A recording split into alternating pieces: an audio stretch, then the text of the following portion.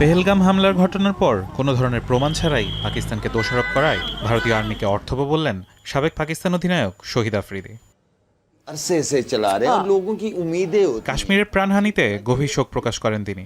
সেই সাথে সন্ত্রাসবাদ নিয়ে উদ্বেগও প্রকাশ করেন তিনি। আফ্রিদি বলেন পাকিস্তান নিজেই সন্ত্রাসবাদের ভুক্তভোগী। গণমাধ্যমকে দেওয়া এক বক্তব্যে ভারতীয় আর্মিকে সরাসরি দায়ী করেন সাবেক পাকিস্তান অধিনায়ক। সেই সাথে তিনি সন্ত্রাসী হামলায় পাকিস্তানের জড়িত থাকার প্রমাণও চান।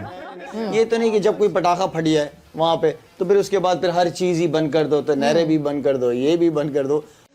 ভারতীয় মিডিয়াকেও এক হাত নেন আফ্রিদি। হামলার এক ঘন্টার মধ্যে ভারতীয় মিডিয়ার বলিউডের মতো কাল্পনিক গল্প দাঁড় করানোর তীব্র সমালোচনা করেন তিনি। उनके चैनल्स को उठा के देखेंगे ना तो इतना पॉजिटिव मैसेज आपको किसी की तरफ से नजर नहीं आएगा।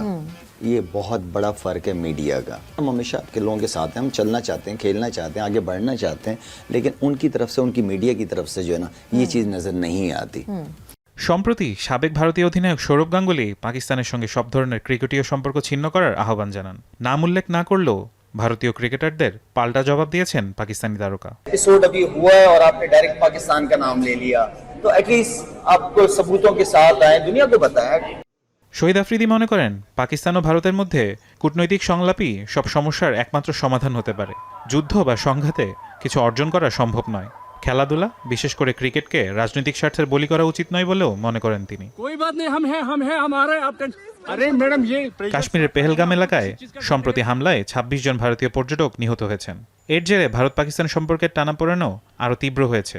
ভারতের পক্ষ থেকে সিন্ধু পানি চুক্তি স্থগিত সহ নানা পদক্ষেপের পাল্টা জবাবও দিয়েছে পাকিস্তান। ফারহান ইসান, এখন।